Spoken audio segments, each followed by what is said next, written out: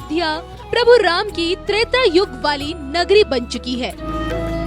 आज की अयोध्या में राम लला की प्राण प्रतिष्ठा हो रही है। आज की अयोध्या में राम राज्य का श्री गणेश हो रहा है। लेकिन क्या राम लला के आते ही कल्कि के दर्शन हो पाएंगे?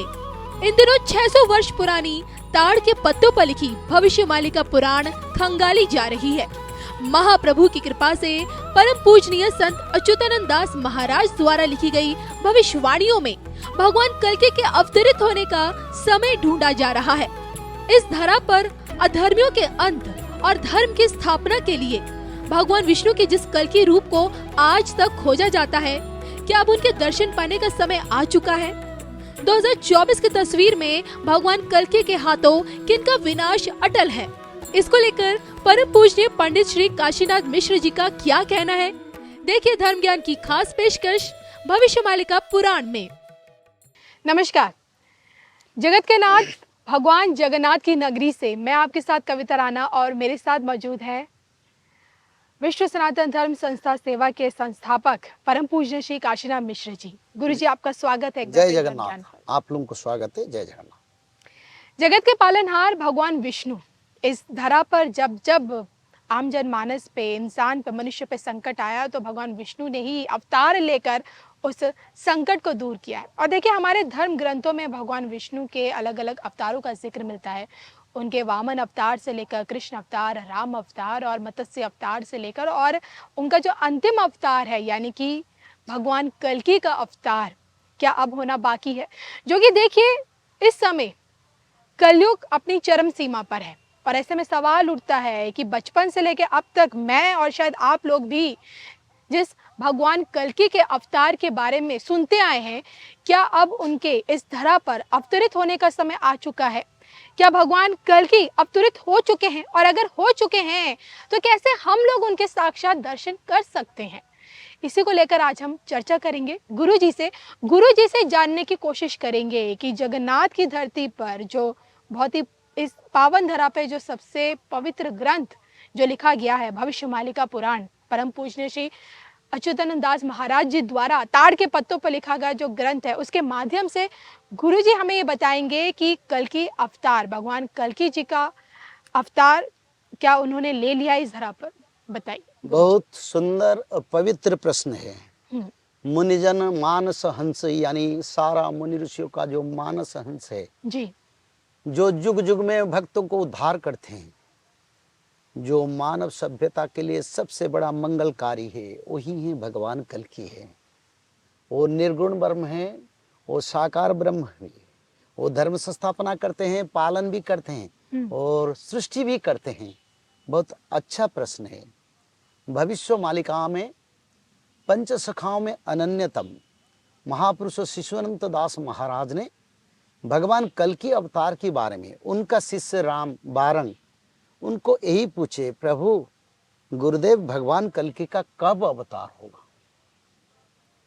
तो भविष्य मालिका में शिशुअनंत महाराज ने उनका परम शिष्य को बता रहे हैं, बारंग बोलाई सुहुणी मां गोसाई कुह भविष्य विचार केते बेले कल्कि स्वरूप होइबे सुनाई मुख तुम भर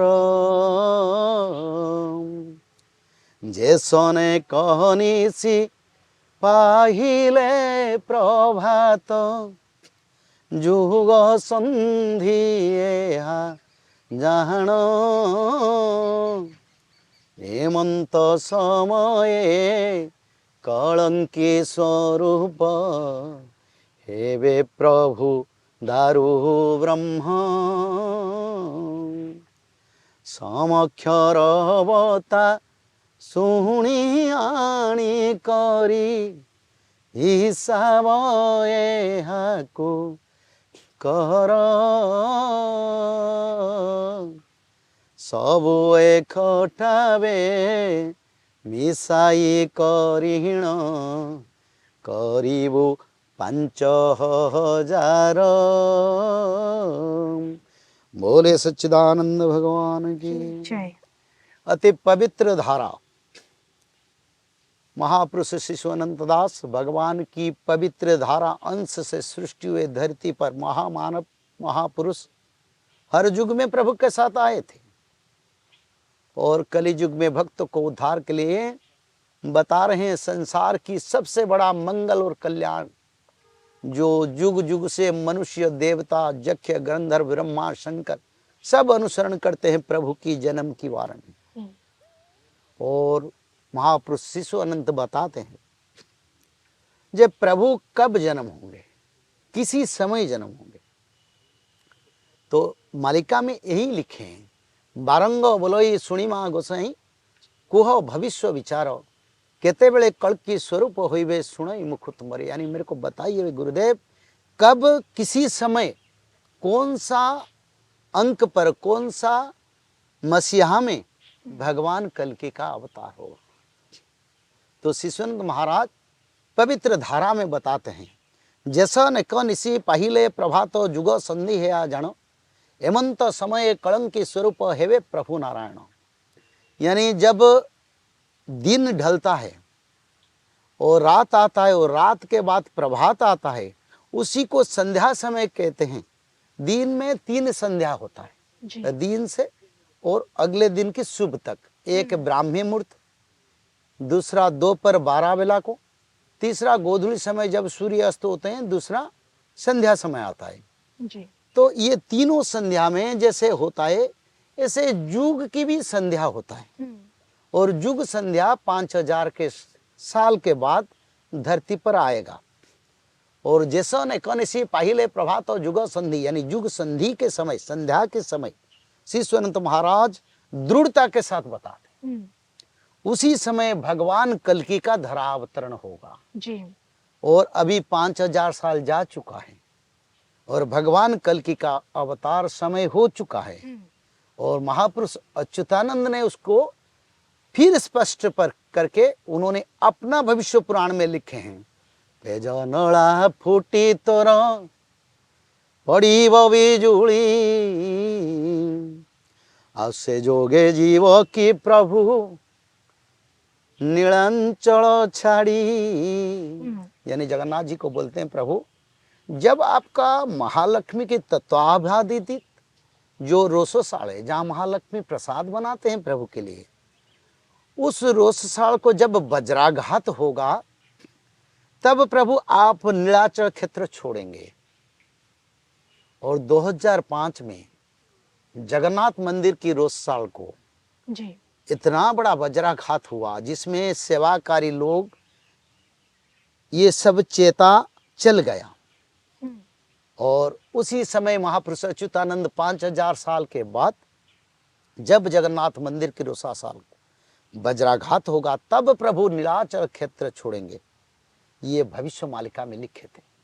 ये भी 2005 से हो गया है और उसके बाद जाकर भगवान उसका बाद प्रभु का अवतार होगा।